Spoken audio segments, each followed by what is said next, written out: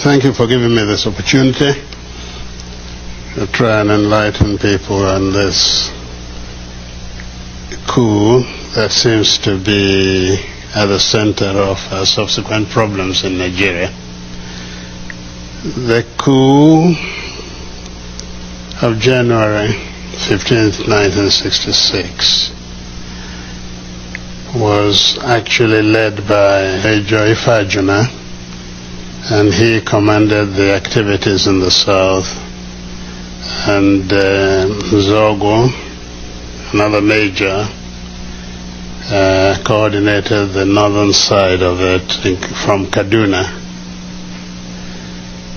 The reason for the coup, if you remember, Nigeria became independent in 1960.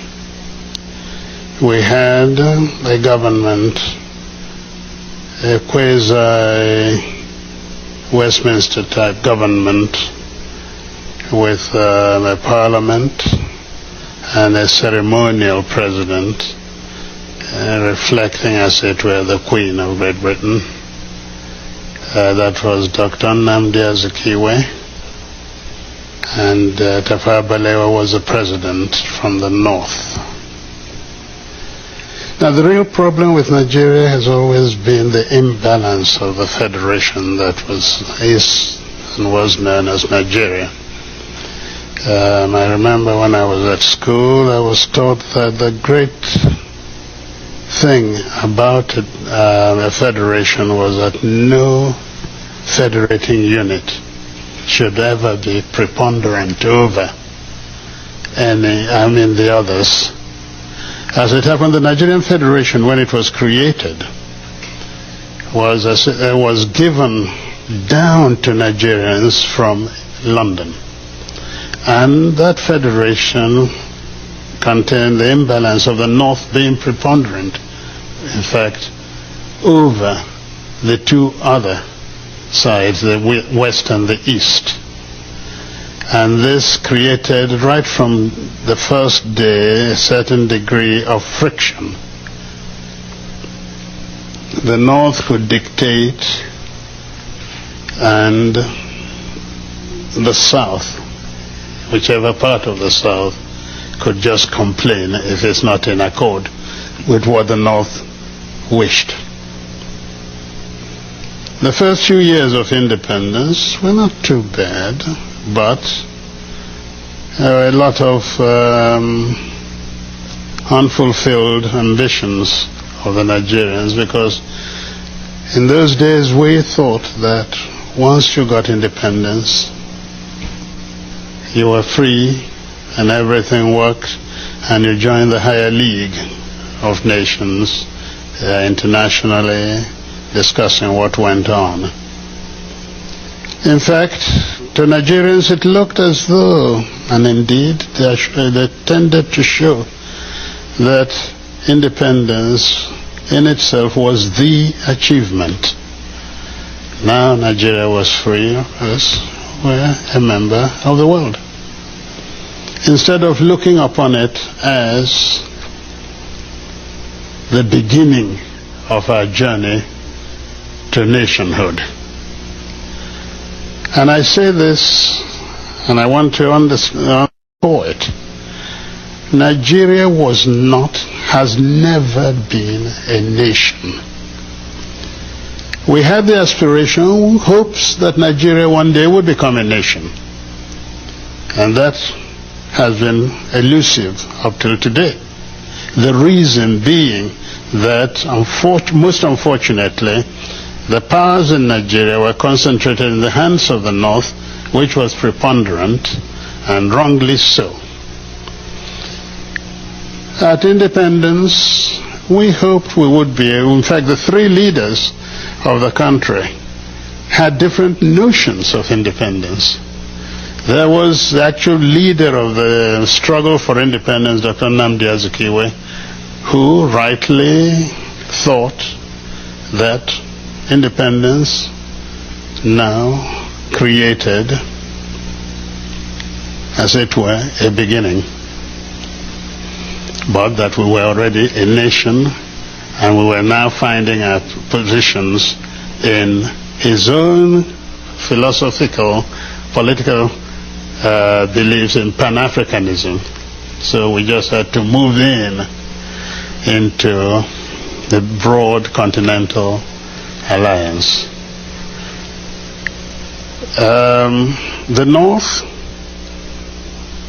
under the Sardana of Sokoto, whose agent was the Prime Minister Tafawa Balewa, felt that the Nigerian nation one had to tread very slowly, because he saw and they saw a great deal of inequities in Nigeria, and perhaps the most important then was the level of education between the North and the South. And therefore that affected, of course, the position of the North, or Northerners, in the bureaucracy of Nigeria.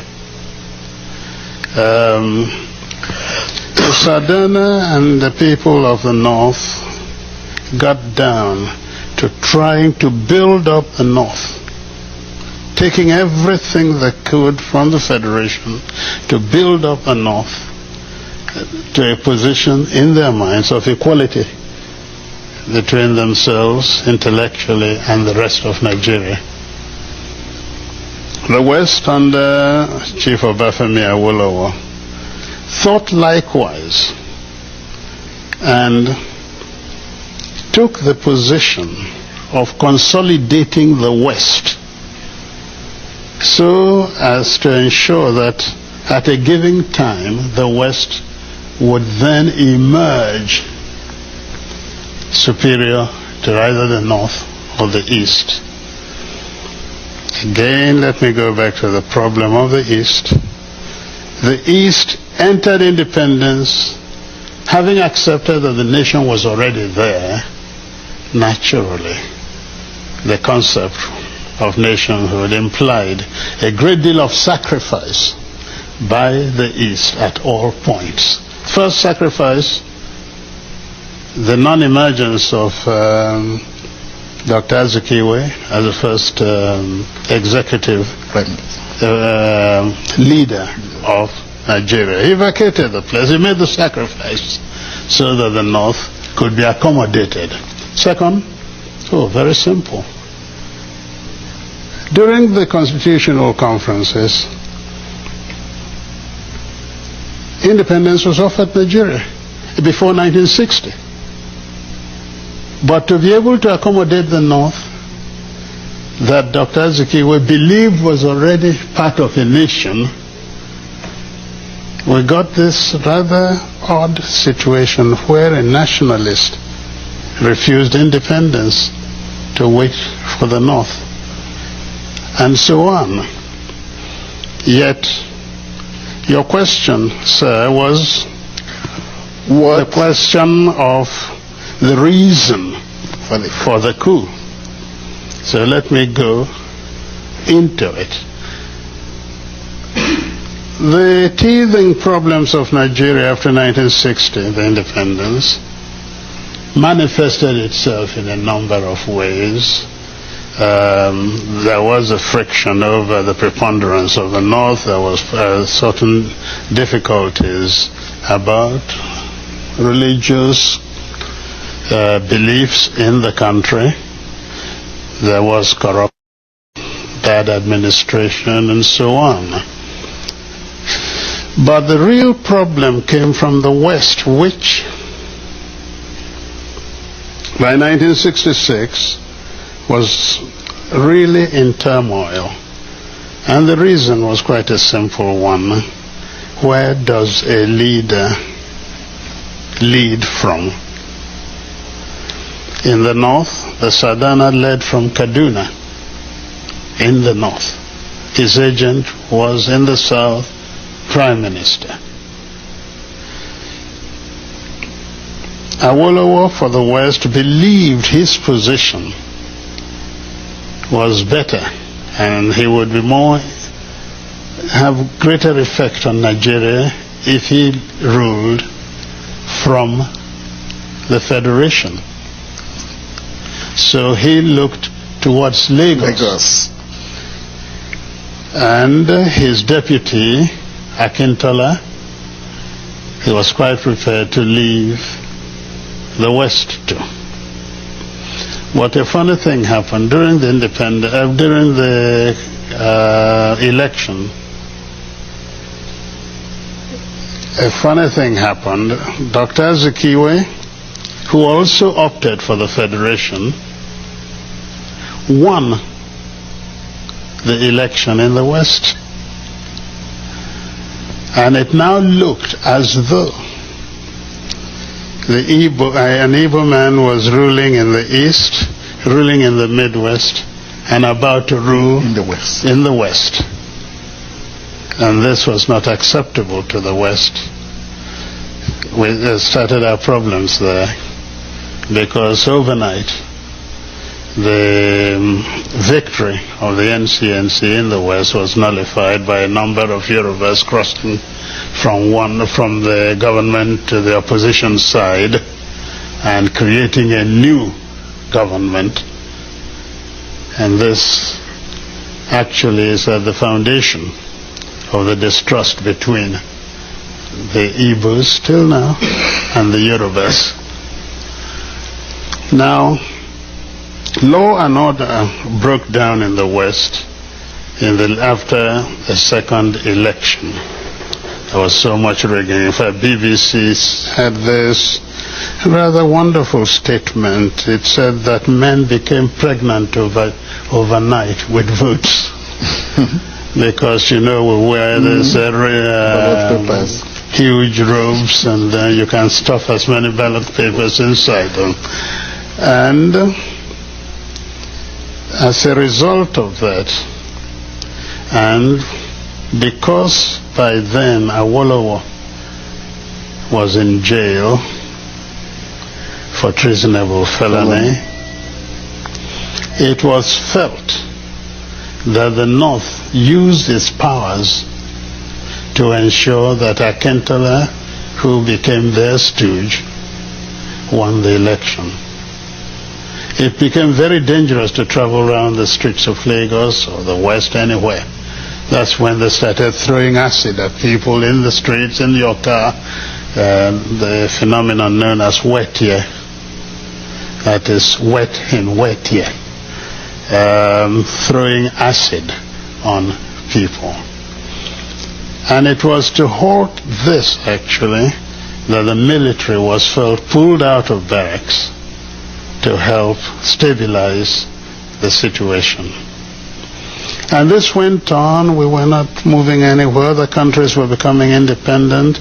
We were seeing Julius Nyerere creating personality in Africa, Nkrumah there, and so on. Nigeria is big, and with all the promise of independence, was clearly doing nothing. It was then that a group of young officers. Now let's get it straight. The young officers had within Igbos, Yorubas, and Hausas. The way the Nigerian army was structured, you could not escape a preponderance of Igbo officers. And these were at the middle level, because they were essentially majors. By then I was a lieutenant colonel, so I wasn't part of it. I was then commanding a battalion in Kano. The coup ostensibly, because I later found out that the whole aim of the coup was to halt this apparent drift in Nigeria. But significantly, you know what they wanted to do? To create a presidential commission of army officers as a safeguard, the people who would guard the nation, and hand over government to Chief Obafemi Awolowo. The idea was to release him from prison, make him prime minister, and in the hope that Nigeria would become a better place. That is actually how. So it was really the Yorubas and their leader that were going to benefit. Oh, absolutely. From the coup, not the insinuation that it was an Igbo coup. No, certainly not. Okay. Certainly. Your Excellency, we have. And not only that, and I think because a lot of things have been said about this. Yes. Who actually halted the coup? Aguiyi in Lagos, an Igbo. Emeka Ojukwu in Kano, an Igbo. The Igbos halted the coup. How can it be at the same time an Igbo coup halted by Igbos? There's something odd about that. Thank you, Your Excellency. The next question is, on May 29th, July 29th, September 29th, 1966, genocide was committed against the Igbos. Will you let the world, through this medium, know the extent of this genocide? We know you established the Ojukwu Commission that looked into these genocidal acts. What were his findings, some of them that you can let the world know? Well, that's no doubt. I mean, the findings, the report. Okay, the report. The report is available, can be bought by anyone. It's been circulated all over Nigeria. It's not hidden. The first massacre of Igbos in the north, we could, in that report, it was stated that the first coup was 50,000. Then, later in the same year, the universal massacre that took place across the whole of Nigeria, including the north and parts of the west, we're talking in terms of 700,000 killed. So if its figures we're looking into, certainly they were very heavy.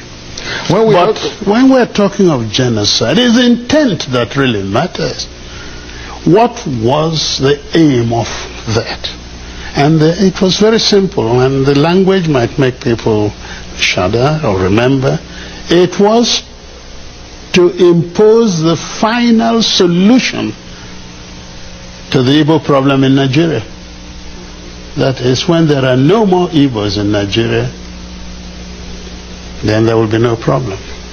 I think if one thinks back, sometime you will know who used that term, referring to who.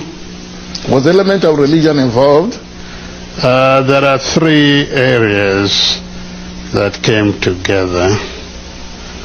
There was certainly the ethnic one. There was at the same time the political one side. And when I say political, that is the search for power in the federation. And certainly the third was religious. The North used Islam. Almost the same sort of thing that we're witnessing in Europe today.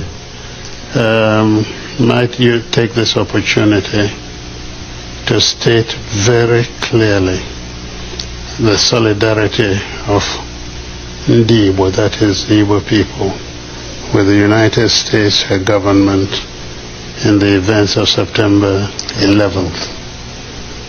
Naturally, we feel with America, and I am personally proud of our solidarity. All we say is this is an extension of that for which we have suffered, are suffering, and will continue to suffer if the world does not come to our aid. We pray that somehow the United States gets out of this. We are sure anyway that she will vanquish the enemy. But I would like her also to remember that in her pain we showed solidarity. Yeah, that's AZ was speaking on behalf of all Igbos everywhere. their sympathy is with the United States because of the events of September 11, 2001. The final question, we have about 2 minutes, Your Excellency. When the Igbos through the Consultative Assembly mandated you to declare the Igbo land the sovereign and independent state of Biafra, Nigeria declared war on the young republic. Why would we call this war the war of genocide? The world would like to know again through this medium why the war was called war of genocide against the Igbos.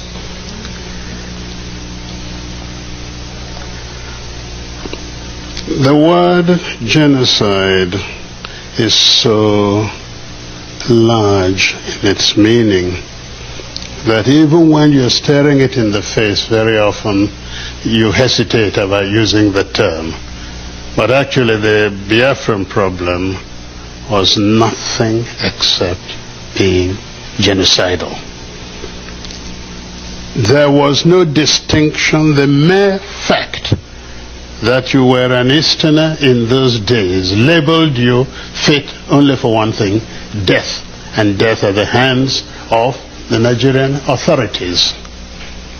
The Igbos and their associates were killed in practically every village in northern Nigeria. They were killed in many places in western Nigeria. They were in Lagos, even on Kata Bridge, the very center of Lagos. People were looked at and thought, oh, this looked an Igbo, and killed.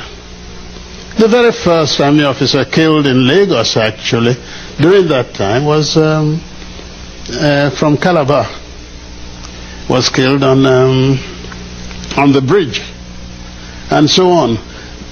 Igbos were being hunted out and killed. The Igbos that remained in Lagos after the war began were herded together and detained without any trial or anything, no question of any legal rights. Till today, property of Igbos are still sequestered in various areas of Nigeria, and they have not been released, not all of them, to the Igbos, the original owners. Oh no, we're quite certain. In fact, the only reason it is not called or not accepted as genocidal is because of the Cold War. At that time, anything ethnic based was almost like an insult to humanity, and ethnicity became a term of abuse in politics. That's all. If it were today, certainly what happened in Nigeria is much, much worse than what you have seen of Rwanda, not to talk about Eastern Europe. Hello, good evening, SM viewers. This is Satellite Media. Mr. Okpara, having listened to Ojukwu himself, where he tried to atomize what transpired at Aburi, how after the whole agreement, how some person decided to renege on the agreement. And of course, we understand that what they were actually looking for then was a true federalism, to decentralize the police, to bring the country into regions for easy governance, and to bring governance closer to the people. Of course, I think we are still battling with that problem. Is still with us. And recently, the issue of true federalism, regionalism came up. But let us get a view, because Nigeria is still battling with issue of how to govern herself many years after that civil war. You see, this is where I said erroneously was part of the problem in Nigeria, mostly against the Biafrans, against the Igbos. When British handed over the power or independence to Nigeria, we are practicing partially, not fully, confederation government, where the regionals has power on certain things concerning that region. That time, the Easterners were boasting of palm oil, palm kernel products, and timber. Midwest were boasting on timber. The West, cocoa and kola nuts. the north, groundnut, cotton, and the rice and skin. And that time, Nigeria relied mostly on agric, although there was oil. But coming to the oil was federal. British made it to be federal. But agricultural products were for the region. And any region have right to sign contract of industrialization with any part of the nation in the world. This is why I say partially confederation. But when Hiroshi enter, hijack the revolution and destroy everything, destroy the parliamentary system of government, and instituted unitary government. That's another thing, grievance that the North has. Not to start shouting, Araba, Araba, Bamuso, Bamuso. You have taken power and want to take our economy again because they feel that time they are producing much. Like another man will come and say, after all, the development in the south, they use granite pyramid over the bar because each region was controlling their economy. Apart from the oil that is for federal, which is coming from east, they made oil to be federal. Every other thing was regional. That is why you see every region was developing fast that time, and the eastern region, which is Biafra today, are the fast developing area in the one of the fast developing area in the world at that time. That time, Emma Yokpara was the premier of Eastern region. Along the line, after the death of Hiroshi, when North planned their own personal coup and eliminated Hiroshi, and the Nigeria entered into chaos. Anarchy killing the Igbos, killing the Biafrans. Then the thing lingered to the extent Ankrang called Ghana government led by Afrifa call conference for their place. They at that time Lagos conference have failed, Benin conference have failed. Then they went to Ghana. Everything was written and documented. Ojukwu, even the Biafran delegates that followed Ojukwu go, don't understand the real word of confederation. Neither do Nigeria, led by Gowon, know what is called anything political conference or anything confederation. They don't understand it at all. But when Ojukwu went there and they sit together with Ankrang, that time when they reach, Afrifa handed everything over to Ankrang. Ojukwu break down everything. They came to understand what confederation means. That control your region, control everything, decentralized police. But let us have one military unit for the federation, one military unit, one custom, one immigration. But police should be decentralized. Each region have their own police. But after each region having their own police, still there will be central police. This central police will handle the case between another region. If the two region, somebody commit crime in eastern region and run to northern region, then the federal police will stand as Interpol to pick that person up and return it back to the region where he committed that crime. That one is there. Everything was said and done perfectly. The Aburi Accord took 2 days to reach to the point they reached. Gowon agreed, everybody agreed, then they signed. The thing was documented. And in the initial stage, at the beginning of that conference, Ojukwu stands totally on cessation. Both Obasanjo and the co that went to that conference said no. Both Ankara, they said no. Then Ojukwu bring confederation. All of them agree on the confederation.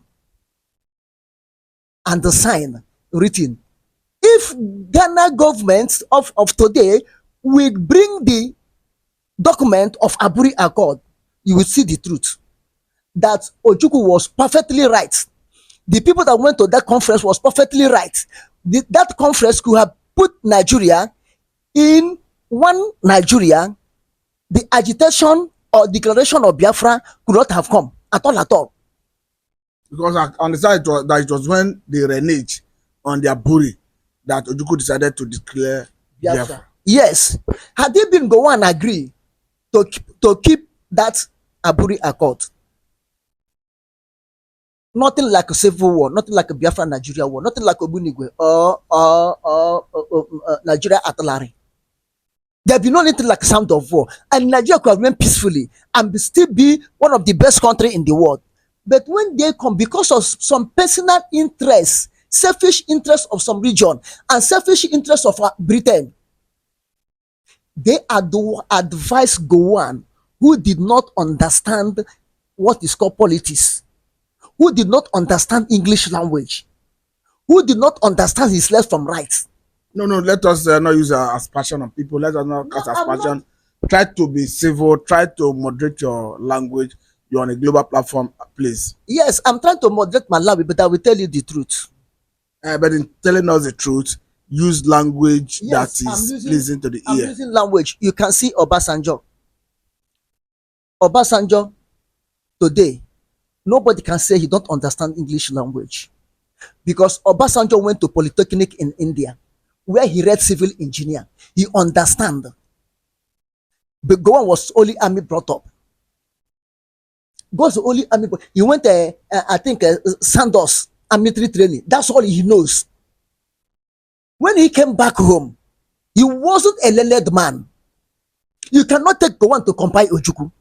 Ojukwu was the first Nigerian military. I don't think that is the subject of conversation here. No, we are looking at the. I'm telling you why the Aburi Accord failed, because Gowon did not understand. Let us not attack individual. Let us face the focal point. Yes, I'm not attacking individual, but something happened individual to be an individual, and something happened individual to be a fool.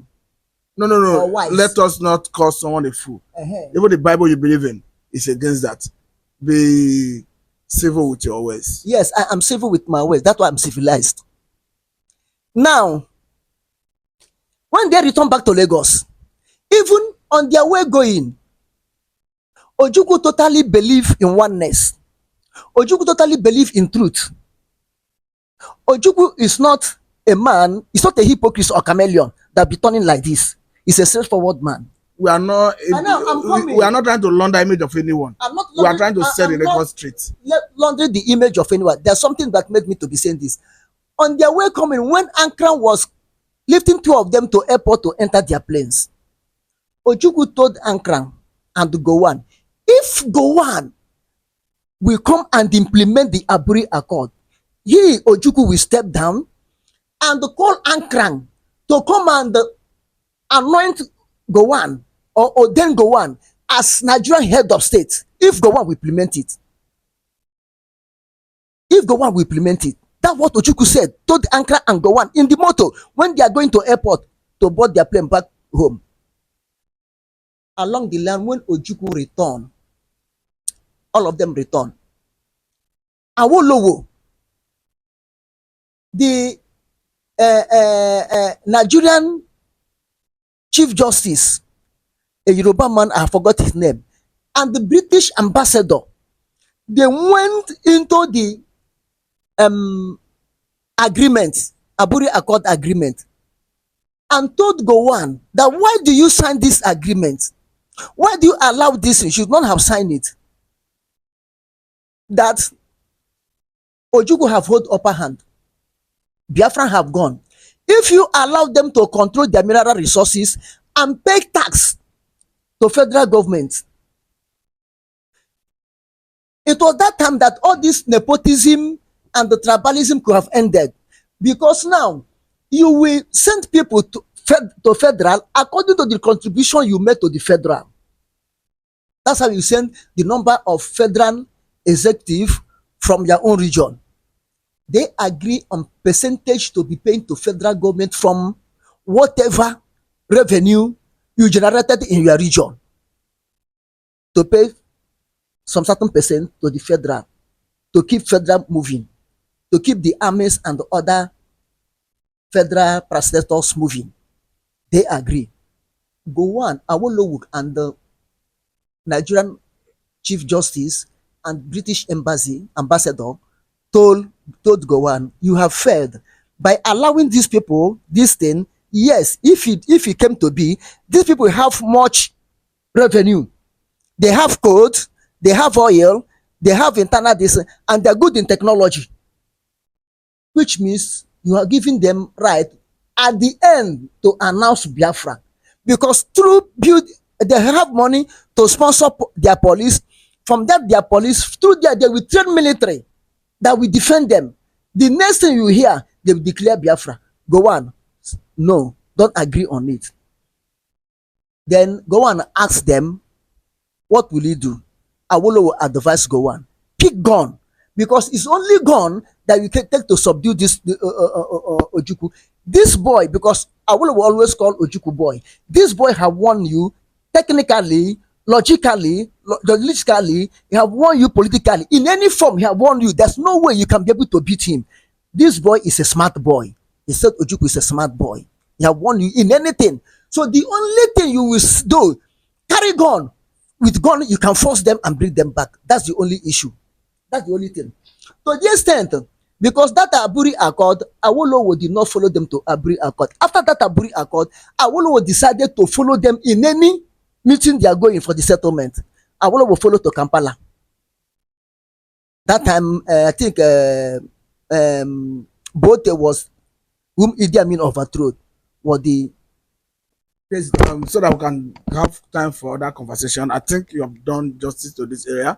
I think I must say very thank you for your time. As always, we hope to have you next time. I know you're a man of wisdom, especially when it comes to areas of this nature. But because of our time, I must say very thank you. Thank you. This is a good place to let you go. Thank you very much. I'm Mr. Martin on this satellite media.